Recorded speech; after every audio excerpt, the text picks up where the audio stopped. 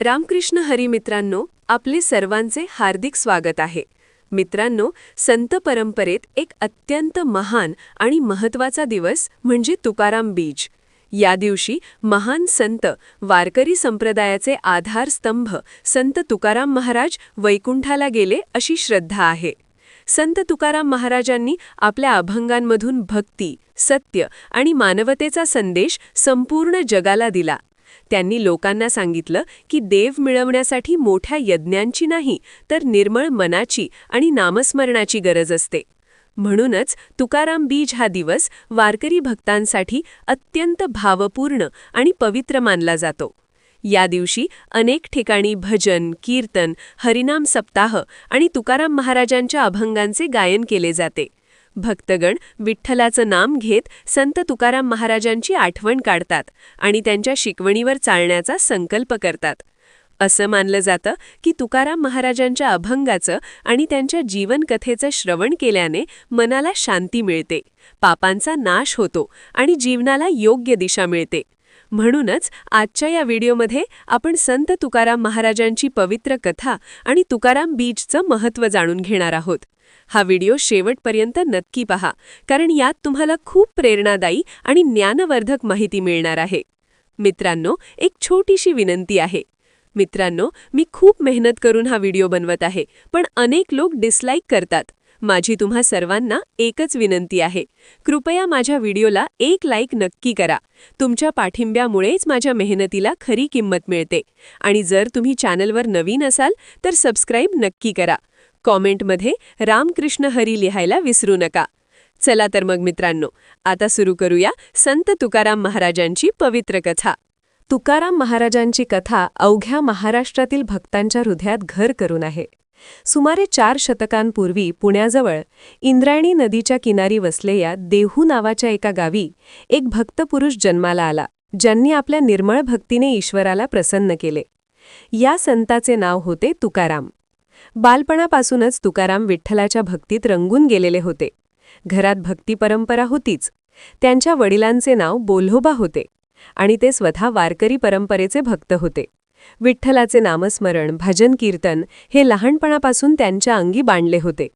साधी स्वभावाची आणि परम श्रद्धाळू अशी ही व्यक्ती पुढे जाऊन महाराष्ट्रातील एका महान संतपदाला पोहोचली. वारकरी संप्रदायातील या उज्ज्वल तेजस्वी सूर्यकिरणाने महाराष्ट्राच्या सांस्कृतिक आकाशात भक्तीचा उजेड पसरवला. तुकाच्या जीवनात सुख आणि दुःखाचे प्रसंग लहान वयातच आले. तरुणपणीच त्यांच्या आईवडिलांचे निधन झाले आणि कुटुंबाची जबाबदारी तुकारामांच्या खांद्यावर पडली. त्यांनी लग्न केले होते आणि संसार सुरू केला होता. मात्र इसवी सन 1629च्या सुमारास महाराष्ट्रात भयंकर दुष्काळ पडला. पावसाचा थेंब नव्हता. शेतजमीन भुईसपाट झाली. अन्नधान्याचा दाणा टंचाईतून गायब झाला. लोक उपाशी मरू लागले. त्या कठीण काळात तुकाराम महाराजांना स्वतःच्या घरची दुर्दैवी शोकांतिका अनुभवावी लागली. त्यांच्या पहिल्या पत्नीचे आणि काही लहान मुलांचे प्राण अन्नावाचून घुटमळून गेले. आपल्या हातांनीच त्यांनी जवळच्या स्मशानभूमीत आपल्या जीवाभावाच्या माणसांना वाहिलं. आपल्या डोळ्यांसमोर कुटुंबियांचे निधन पाहून तुकारामाच्या अंतःकरणाला जबर आघात बसला. हाती काहीच उरले नाही. मनात प्रचंड वेदना दाटून आल्या. तेव्हा तुकारामांनी मानवी आयुष्याचे क्षणभंगूर सत्य ओळखले. संसारातील माया त्यांच्या मनातून निघून गेली. सगळ्या ऐहिक व्यवहारांबद्दलचा रसच संपला. व्यापार, शेती, धंदा काहीही सुचेनासं झालं. आता त्यांचे मन पूर्णपणे विठ्ठलाच्या चरणी अनुरक्त झाले. ज्या विठ्ठलाचे नाव घेऊन मनाला शांती मिळते, त्याच विठुमाऊलीची अधिकाधिक भक्ती करावी असा निश्चय तुकारामांनी केला. दिवसाढवळ्या ते देवाच्या मंदिरी जाऊन हरिपाठ म्हणू लागले, कीर्तन करू लागले. एक छोटा तंबोरा आणि हातात टाळ घेऊन ते गावात भजनाची वारी करत. सकाळी उठल्यावर इंद्रायणी स्नान करून मंदिरात अभंग म्हणत आणि दुपारभर इतर भक्तांच्या घरी जाऊन नामसंकीर्तनाचा प्रसार करत. दीनदुबळ्यांना मदत करत प्रभूचे नाम घेऊन लोकांना सत्पाथ दाखवू लागले. त्यांच्या कीर्तनाच्या तालावर लोक मंत्रमुग्ध होऊन नाचत. त्यांच्या आवाजात अशी काही शक्ती होती की कठोर मन देखील विरघळून जाई. पहिल्या पत्नीचे निधन झाल्यावर तुकारामांनी कुटुंबाचा आधार राखण्यासाठी अवली नावाच्या स्त्रीशी पुनर्विवाह केला. अवली म्हणजेच तुकारामांची दुसरी पत्नी स्वभावाने थोडी कडक होती, पण तीही मनाने वाईट नव्हती. संसार चालवण्यासाठी तुकारामांनी शेतजमीन कचण्याचा प्रयत्न केला. गावकऱ्यांच्या आग्रहाखातर त्यांनी एकदा ऊसाची लागवड केली. काही महिन्यांनी शेतात गोड ऊस तयार झाला. मात्र तुकाराम महाराज अतिशय सहज भावाने कुणीही येऊन ऊस तोडून नेऊ देत असत. वाट सरू येताना 2-4 ऊस तोडून खात आणि पुढे जात. तुकाराम त्यांना रोखत नसत. शेवटी कष्ट करून उभा केलेल्या शेतातला उरलेला थोडाफार ऊस तुकारामांनी एका गाडगिळीत भरला आणि तो घराकडे निघाले. वाटेत गावातील काही चिमुरडी मुले त्यांच्यासमोर आली आणि गोड ऊसाची मागणी करू लागली. तुकारामांच्या मनात माया ओसंडून वाहिली. घ्या रे बाळांनो, हवं तेवढा ऊस घ्या, असा प्रेमळ आग्रह करून त्यांनी सर्व मुलांना गाडीतील ऊस वाटला. आपण मात्र रिकाम्या हाताने घरी पोहोचलो. तुकारामांना अशी रिक्त हाती परतताना पाहून अवलीची संतापाची सीमा राहिली नाही. स्वयंपाकघरात शिव्या घालतच ती बाहेर आली. काय हा अन्नानं दुर्लक्ष करणारा लाजीरवाणा स्वभाव! मुलाबाळांची उपासमार होत असताना तुम्ही मात्र सगळं वाटून टाकताय. असा निर्व्यसनीपणा कशाला हवाय? अवली तावातावाने बोलू लागली. रागाच्या भरात तिने हातातील शेवटचा एक ऊस तुकारामांच्या पाठीवर मारला. जोरात फटकारल्यामुळे ऊसाचे 3 तुकडे झाले. 2 जमिनीवर पडले आणि एक तिच्या हातात राहिला. तुकाराम मात्र शांत होते. त्यांनी अलगद हसत अवलीकडे पाहिले आणि मृदू स्वरात म्हणाले, मीही हाच विचार करत होतो की उरलेला हा एक ऊस तिन्ही घरच्यांना कसा वाटू. बघ अवली, देवानेच दैवाने तुझ्या हातून समाधान केले. 3 तुकडे झाले ना, तुला 1, मुलांना 2. त्यांच्यासाठीही भाग पडेल आता. तुकारामांच्या तोंडून अशी शांत वाणी ऐकताच अवलीला आपल्या संतापाचे वाईट वाटले. ती निःशब्द झाली. तिला उमगले की तुकाराम महाराज हे कोण साधेसुधे नव्हेत, तर खरे संत पुरुष आहेत, जे प्रसंग कोणताही असो समत्व भाव सोडत नाहीत. या कठीण प्रसंगानंतर तुकारामांचे मन अधिकाधिक परमेश्वराच्या चरणी स्थिरावले. ते आता वारंवार विठ्ठल मंदिरात जाऊन कीर्तन भजन करत. विठ्ठलाचे नाम त्यांच्या श्वासात होतं. एके रात्री त्यांना अद्भुत दृष्टांत झाला. तुकारामांच्या स्वप्नात 13व्या शतकातील थोर संत नामदेव आणि स्वयं भगवान विठ्ठल प्रकट झाले. स्वयं विठ्ठल पंढरीच्या राजासारखे करकटोरा घेऊन प्रकट झाले. त्यांच्या गळ्यात तुळशीमाळ, अंगावर पितांबर आणि कपाळी चमचमत्या किरीट होता. तुका, तू आमच्या कार्यासाठी निवडला गेलास, नामदेव सांगत होते. लोकांच्या उद्धारासाठी अभंग रच आणि देवाची महिमा मराठी भाषेत गा. तुझ्या लेखणीतून भक्तीचा झरा वाहू दे. या दैवी आज्ञेनंतर तुकारामांनी स्वतःला अभंग लेखन साधनेत झोकून दिलं. दिवसेंदिवस ते विठ्ठलाच्या नावाने सुंदर अभंग रचू लागले. या अभंगांमधून कधी वात्सल्य, कधी करुणा, तर कधी परमभक्ती ओतप्रोत भरलेली असे. मराठी भाषेत रचलेले हे साधे पण प्रभावी पद लोकांना अत्यंत भावले. देहू आणि परिसरातील भक्त तुकाराम महाराजांचे अभंग ऐकण्यासाठी दूरदूरून येऊ लागले. तुकारामांच्या कीर्तीचा डंका वाजू लागला. मात्र काही सद्गुणी भक्तांसोबतच गावात काही अहंकारी कर्मकांडी ब्राह्मणही होते, ज्यांना तुकारामांचे हे कीर्तन आणि अभंग खूप लागले. शूद्र असून हा वेडा मराठीत देवाची स्तुती करतोय, आमचे संस्कृत शास्त्र सोडून नवीच पद्धत आणतोय, असे त्यांच्या मनात येऊ लागले. त्यांना आपला मान कमी झाल्यासारखे वाटू लागले. तुकारामांनी लोकांना भक्तिमार्गाचा सोपा मार्ग दाखवला. कर्मकांडापेक्षा प्रेमाला महत्त्व दिलं. यामुळे हे पुरोहित संतप्त झाले. शेवटी काही कठोर मनाच्या ब्राह्मणांनी तुकारामांना धडा शिकवायचे ठरवले. एके दिवशी सकाळीच काही ब्राह्मण तुकारामांच्या झोपडीजवळ संतापाने आले. तुकाराम भजनात तल्लीन होते. तेवढ्यात त्यांनी दरवाजाबाहेर घोषा ऐकला, तुकारामा, थांबव हे अधार्मिक लिहिणं. मुख्य पुजारी रामेश्वर शास्त्री कडाडले. मराठी भाषेत शास्त्र लिहून तू धर्माची हेळसांड करतोयस. तुला वेद पुराणांचा अभ्यास नाही. आम्ही म्हणतो तेवढंच खरं. त्यांच्या सोबतच्या इतरांनीही तुकारामांना धिक्कारायला सुरुवात केली. तुकारामांनी नम्रपणे उत्तर दिले, मी काहीही चुकत नाही. विठ्ठलाचं नाव घेतोय, भक्ती करतोय. देव सर्वांचा आहे, मग भक्तीची भाषा का अडथळा बनावी? पण संतप्त मंडळींना हे पटेना. शास्त्रींचे डोळे रागाने लाल झाले होते. त्यांच्या नाकपुड्या फेंदारल्या. तुकारामांच्या शांत उत्तराने त्यांचा अधिकच पारा चढला. वैतागून त्या ब्राह्मणांनी तुकारामांच्या घरात शिरून घरातल्या सर्व अभंगांच्या वह्या गोळा केल्या. हजारो ओव्या लिहिलेले आपल्या आयुष्याचं ते सार तुकारामांच्या डोळ्यांसमोर हस्तगत केलं जात होतं. धर्मभ्रष्ट करणारं साहित्य आता नष्ट करायला पाहिजे, कोणीतरी उद्गारलं. त्यांनी त्या सर्व कागदांच्या गाठ्या बांधल्या. त्यात मोठमोठे दगड ठेवून ते गाठोडं उचललं आणि संतप्त तुकारामांसमोरून निघाले. तुकाराम सैरभैर झाले. क्षणभर त्यांना काही सुचेनासं झालं. धावत जाऊन त्यांना थांबावं असं मनात येत होतं, पण विध्वंसकांच्या टोळक्याला आवरण्याची शक्ती नसल्याचे पाहून ते थिजल्यासारखे उभे राहिले. काय करणार आहेत हे लोक आता, असा विचार त्यांच्या मनात येतो न येतो तोच त्यांनी इंद्रायणी नदीच्या दिशेने जाणारा जमाव पाहिला. इंद्रायणी नदीच्या काठावर पोहोचताच त्या कोपिष्ठ लोकांनी गाठोडं पाण्यात बुडवून टाकलं. निर्मळ वाहणाऱ्या पाण्यात तुकारामांची सारे अभंग वाहून गेले. जर तुझ्या विठोबाला ताकद असेल तर हे ग्रंथ 13 दिवसांनी सुखरूप काढून दाखव, असे एका ब्राह्मणाने उपहासाने म्हटलं. काहींनी त्यावर टाळ्या वाजवून हास्यकल्लोळ केला. नंतर सगळे तिथून निघून गेले. आपले जीवापाड जपलेले अभंग दृष्टीआड होताच तुकाराम महाराजांचं काळीज कोसळलं. विठ्ठला, हा कसला संत्रास माझ्या नशिबी दिलास, ते तळमळून ओरडले. देवाच्या या परीक्षेने ते हतबल झाले, दुःख समुद्रात बुडाले. त्या दिवसापासून तुकारामांनी अन्नपाणी त्यागून इंद्रायणी किनारीच बसण्याचं ठरवलं. ते डोळे मिटून अखंड रामकृष्ण हरी नामघोष करू लागले. दिवस जाई, रात्र येई, निभ्रांत अंधार असो वा रणरणते ऊन, पाऊस वादळ असो वा उन्हाचे चटके, तुकाराम ऊन पावसाची तमा न बाळगता तेथेच जप करू लागले. त्यांची ही अवस्था पाहून काही जवळच्या लोकांनी समजावण्याचा प्रयत्न केला, पण तुकाराम काहीच ऐकत नव्हते. देहभान गळून ते विठ्ठलाला साकडं घालीत होते. तेव्हा म्हणतात, तुकारामांच्या दुःखाने स्वर्गातील देवही व्याकुळ झाले. स्वयं विठ्ठलाला आपल्या प्रिय भक्ताची ही अवस्था बघवेना. एक संध्याकाळी तुकाराम डोळे मिटून विठ्ठलाचे ध्यान करीत असताना त्यांना आपल्या डोक्यावर कुणीतरी हलकेच हात ठेवलेला जाणवला. डोळे उघडून बघतात तो काय, एक गोड बालक हसत मुखाने त्यांच्यासमोर उभा.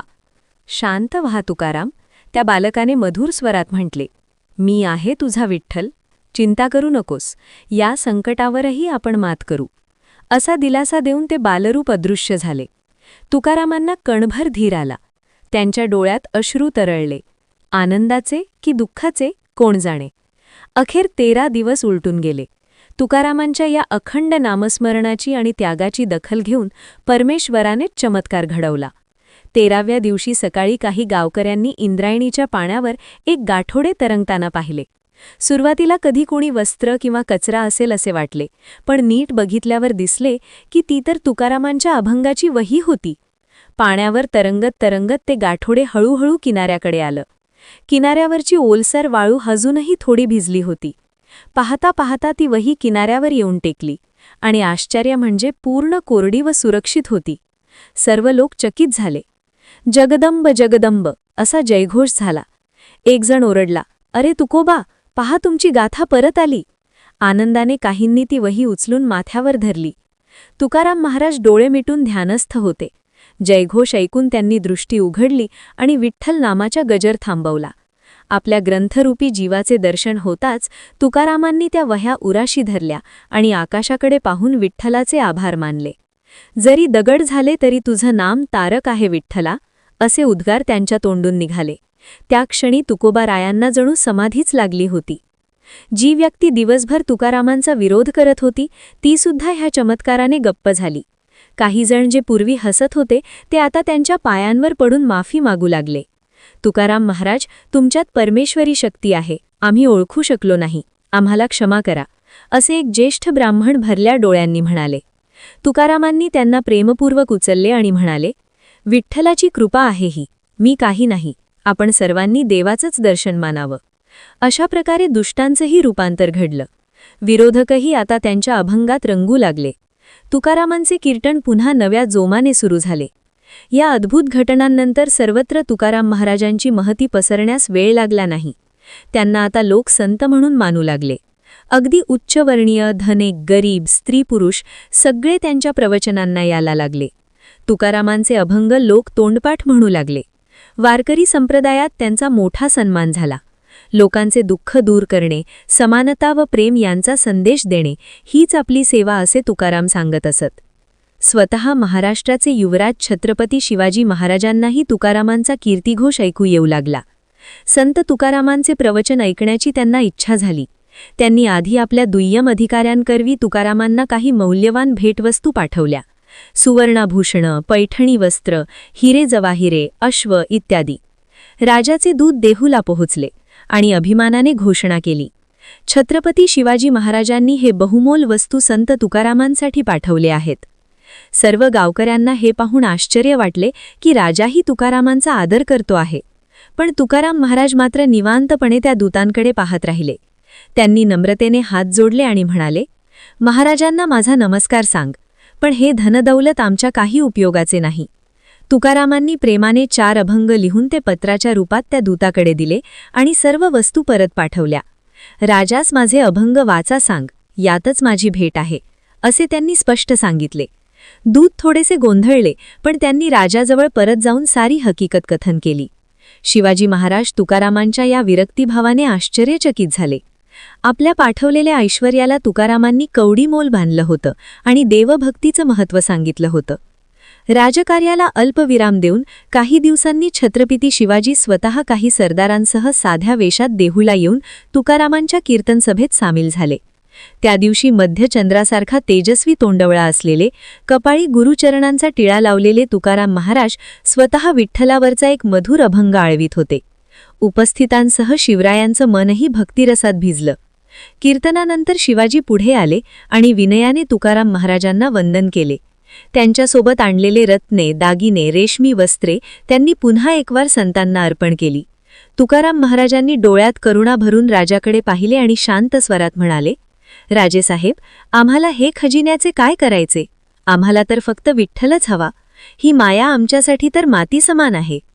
तुकारामांचे निर्लोभी बोल ऐकून शिवाजी महाराज प्रभावित झाले. एका थोर संताला भेटल्याचा त्यांना अपार आनंद झाला. ते काही दिवस तुकारामांच्या प्रवचनात तल्लीन होऊन राहिले. राजकार्यही विसरून गेले. अखेर तुकाराम महाराजांनीच त्यांना विनम्र सूचना केली. राजे, आपण परमभक्तिभावानं माझी कीर्तनं ऐकताय, हे उत्तम आहे, पण आपण जन्मतः राजा आहात. प्रजेला आपली गरज आहे. त्यामुळे परमार्थाबरोबरच कर्तव्यपूर्तीही महत्वाची. तुम्ही क्षात्रधर्म पाळा, धर्मासाठी राज्य चालवा. प्रजेचं रक्षण आणि न्याय हे भगवान आपल्याकडून करवून घेणार आहेत.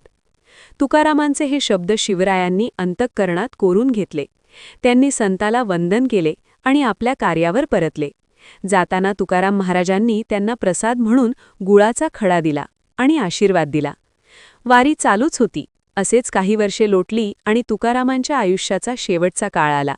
संत तुकाराम आता अधिकाधिक विठ्ठलमय होत होते. देहभान कमी होत चाललं होतं. एका दिवसाच्या कीर्तन सभेत तुकारामांनी एक विचित्र ओवी गायली, जी ऐकून उपस्थितांचे काळजात धस्स झाले. त्यांनी म्हटलं, सकलही माझी बोळवण करा, परतोनी घरा जावे तुम्ही. म्हणजे सर्वांनी माझी राहिलेली शेवटची सेवा करा आणि मग घरी निघून जा. जणू तुकाराम महाराज आपला पृथ्वी लोकातील प्रवास संपवणार अशी ती सूचना होती. लोकांना आश्चर्य वाटले, काहींना काळजी. अवली आणि परिवारही अस्वस्थ झाले. फाल्गुन महिन्यातील कृष्ण द्वितीयेचा तो दिवस उजाडला. देहू गावात लवकरच वार्ता पसरली की तुकाराम महाराज काहीतरी अद्भुत संदेश देणार आहेत. सकाळपासूनच त्यांच्या घरासमोर आणि मंदिराजवळ भाविकांची गर्दी जमू लागली. तुकारामांनी त्या दिवशी अखंड हरिनाम सप्ताहाचं आयोजन केलं होतं. सकाळपासून ते स्वतः कीर्तनाला लागले. विठ्ठलाच्या गुणांची महती ते गावकऱ्यांना सांगू लागले. शेकडो लोक त्यांचा भक्तिगीतांचा वर्षाव ऐकत होते. अवली आणि परिवारही समोर बसला होता, मात्र तिच्या डोळ्यात आसवं दाटलेली होती. दुपारी 12 वाजता जवळ आला तसे तुकारामांच्या मुखातून श्रीराम जय जय राम असा गजर वाढत गेला आणि अचानक आकाशातून एक तेजस्वी प्रकाश झोत जमिनीवर उतरला. आसपासच्या मंदिराच्या घंटा आपोआप घनघनाट करू लागल्या.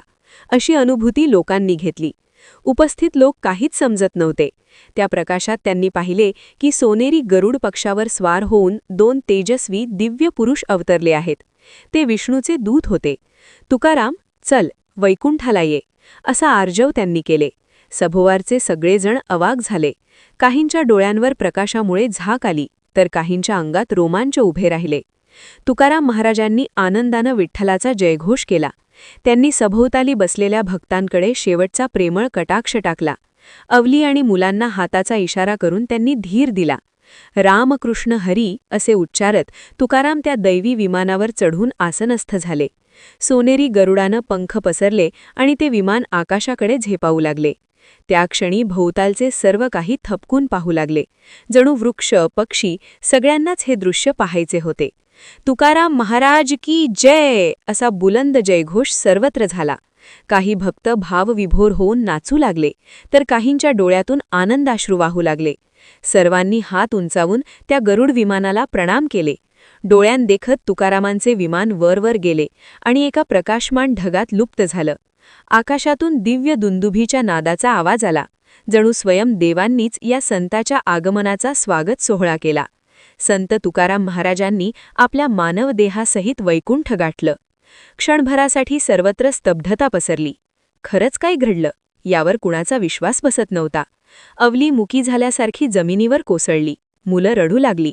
पण इतर संत सहवासात असलेल्या भक्तांनी त्यांना सावध केलं. तुकोबारायांना स्वतः विठ्ठलानं बोलावलंय, हा महिमाच आहे, एक ज्येष्ठ वारकरी म्हणाले. दुःख आणि आनंद यांच्या मिश्र भावनांनी वातावरण भारावलं होतं. देहू आणि परिसरातील लोकांनी त्या दिवशी अन्नजल घेतलं नाही. साऱ्या गावानं विठ्ठलाच्या नावाने अखंड भजन करून संत तुकारामांचे स्मरण केले. ज्या दिवशी तुकाराम महाराज सदेह वैकुंठाला गेले तो दिवस आज तुकाराम बीज म्हणून ओळखला जातो. फाल्गुन वद्य द्वितीयेला हा दिव्य प्रसंग घडला होता, म्हणून या दिवसाला तुकाराम बीज म्हणतात. दरवर्षी या तिथीला देहू गावात तुकाराम बीज उत्सव साजरा होतो. असेही म्हणतात की देहू येथील ज्या स्थळावर तुकारामांनी वैकुंठ गाठले तिथे असलेला नंदुरकी नावाचा वृक्ष दरवर्षी या दिवशी बरोबर दुपारी 12 वाजता हलतो. हजारो भक्त त्या क्षणाचे साक्षीदार बनतात आणि ज्ञानबा तुकारामच्या जयघोषात आसमंत दुमदुमून टाकतात.